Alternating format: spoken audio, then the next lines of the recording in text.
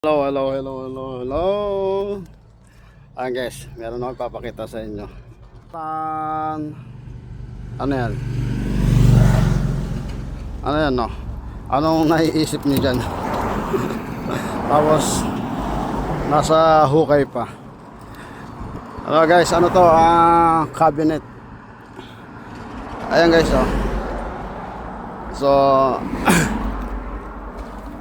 puputulin natin dyan, ikakabit natin tong elbow, tapos naka 50, ano yan, naka bend, tapos bubutas dyan para tatagos yung two-way microduct tube.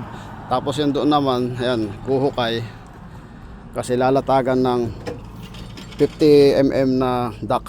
Tapos dito naman yung papunta doon at papunta roon sa tawid magsasalubong. So naglagay ng ano dito, parang blowing center. Kasi mahaba to, 4,000 plus to eh. So may possibility na hindi kaya ng blowing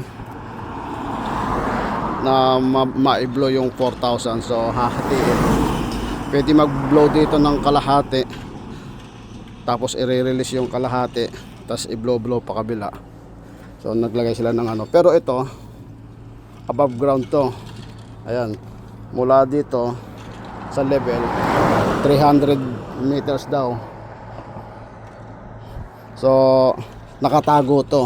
Kung magkakaroon ng problema, huhukayin. So nakatago to sa ano, flat surface. Kumbaga inabang lang nila ng ganyan. Ayan guys, oh. Ayan takip Orion project. Ayan guys, oh.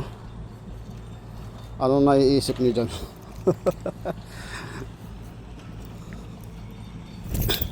Tapos itong cabinet guys, inassemble lang namin. Ayan, oh, puro screw. Assemble to. Tapos parang aluminum, mabigat din yung takip niya yon. So may nagtatrabaho doon, may nagtre-trench, tapos kami nag-install nitong cabinet, maglalatag mamaya. Tapos doon sa kabila may nagtatrabaho doon, naglo-laundromat ng driveway. Ayan guys. So nandito tayo ngayon sa pag-hauling, paglalatag ng microduct two-way sa Orion project. Yun na po guys, next ano ulit tayo, next vlog.